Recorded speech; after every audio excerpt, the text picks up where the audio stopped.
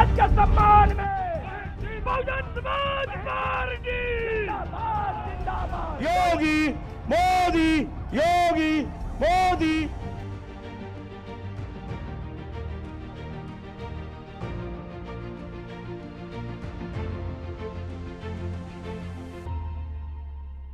उत्तर प्रदेश की राजनीति का दिलचस्प पहलू यह भी है कि यहाँ सत्ता का सूर्योदय पश्चिम से होता है। जिसकी जीत का सूर्य पश्चिम में होगा, सत्ता का उजाला भी उसके ही हिस्से में आता है।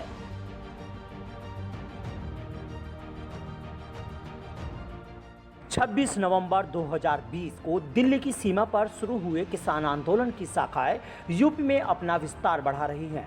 कृषि कानून के विरोध में सुर भी इसके बाद से मुखर हैं और विपक्षी दलों का समर्थन की होड़ भी बढ़ती जा रही है। जानकारों की माने तो अगर एकाध मौके को छोड़ दें तो किसान हमेशा ही वेस्ट यूपी की सियासत के केंद्र में रहा है। हालांकि पूर्वांचल, बुंदेलखंड सहित प्रदेश के दूसरे हिस्से में इसका इतना असर नजर नहीं आता, जिसको लेकर भी किसान आंदोलन के नेता पूर्वांचल से लेकर बुंदेलखंड तक में मंडल स्तर पर किसान महापंचायत आयोजित करने की बात कर रहे हैं। यदि बीजेपी किसान भाइयों के मुद्दे को सीरियसली नहीं ले रही है, बहुत निंदनीय बात है। और इनका एक रवैया किसानों के प्रति, इनकी जो संवेदना है इस बात से प्रकट होती है। लेकिन मैं सिर्फ इस मुद्दे पे यही कहना चाहती हूँ, अगर यदि इनको कोई गलत फहमी है, या इनको ये लग रहा है कि किसानों का मुद्दा नहीं है, तो हम बहुत लंबा नहीं जाते हैं। अभी जो वेस्ट बंगाल जैसे प्रदेशों में चुनाव हुए हैं, उनके जो रिजल्ट सामने आए हैं, उनसे बहुत ये बात क्लियर हो जाती है कि ये मुद्दा है नहीं है। जहाँ तक यूपी की बात है और बीजेपी की बात है, बहुत लंबा समय नहीं है। अभी चुनाव जो आने वाले हैं, चाहे पंजाब में आने वाले हैं, उत्तराखंड में आने वाले हैं, ये किसान मुद्दा है नहीं है, ये बहुत अच्छे से क्लियर हो जाएगी। क्योंकि अभी जो लखीमपुर खीरी में इंसिडेंट हुआ है, इनकी जो संवेदना है किसानों के प्रति बहुत निंदनीय और दुख की बात है और शर्म की बात है कि इनका रवैया किस तरह का है। ये बिल्कुल एक डिक्टेटर की तरह बिहेव कर रहे हैं। लेकिन इनको ये बात समझना चाहिए कि आने वाले टाइम पे इनको ये रिजल्ट इनके सामने आएंगे और एक एक वोट जो डलेगा वो किसानों के मुद्दे पे डलेगा।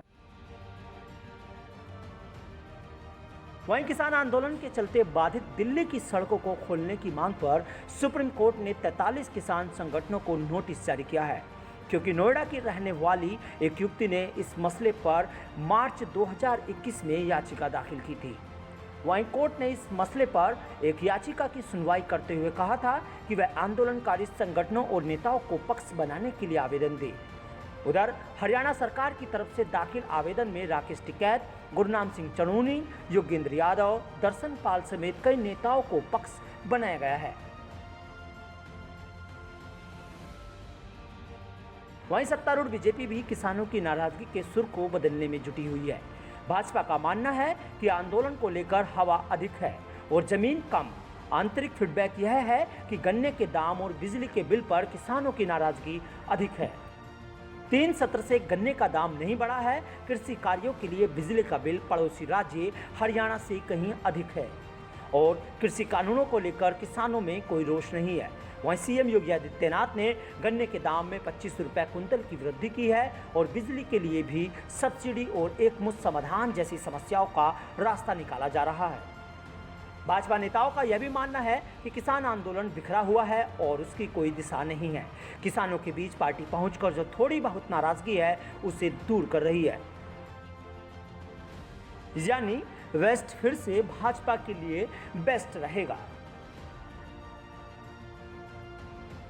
विपक्ष द्वारा प्रचारित किया जा रहा है कि 2021-22 के उत्तर प्रदेश के विधानसभा चुनाव से पहले यह जो किसान आंदोलन का जो भ्रम फैलाया जा रहा है, जो झूठा आंदोलन चलाया जा रहा है और उत्तर प्रदेश सरकार को और केंद्र सरकार को बदनाम करने की जो साजिश विपक्ष द्वारा किसान आंदोलन के बहाने चलाई जा रही है, पहले भी पार्टी का वक्तव्य रहा है कि यह जो आंदोलन है यह किसानों का आंदोलन नहीं है। अभी कुछ दिनों पहले लखीमपुर में भी भिंडरावाले आतंकवादी संगठन द्वारा कुछ लोगों पर हत्याएं और हमला करके उनको ज़बरदस्ती मार गिराया गया। इससे ये दिखता है कि यह किसान आंदोलन नहीं है। क्योंकि किसान कभी भी हिंसा नहीं करता है। जबकि किसानों की जो नाराज़गी थी वो उत्तर प्रदेश सरकार ने पूरी कर दी है, 25 रुपये प्रति क्विंटल गन्ने का मूल्य बढ़ाकर और बिजली की दरों में कटौती करके। तो इस तरह अपने कार्य, अपने वचन के प्रति उत्तर प्रदेश सरकार हमेशा से प्रतिबद्ध थी, है और रहेगी। हालांकि भाजपा के प्रवक्ता राकेश टिकैत चुनाव न लड़ने का ऐलान भी कर चुके हैं, लेकिन अब सवाल यह है कि 2022 के विधानसभा चुनाव की ओर बढ़ रहे यूपी की सियासी धारा को क्या किसान आंदोलन कोई नया मोड़ दे पाएगा। फिलहाल वेस्ट यूपी में बन रहे माहौल से भाजपा के लिए मुश्किल बढ़ रही है और विपक्ष अपने लिए उम्मीदें तलाश रहा है। Bureau report, news 18 Shamli.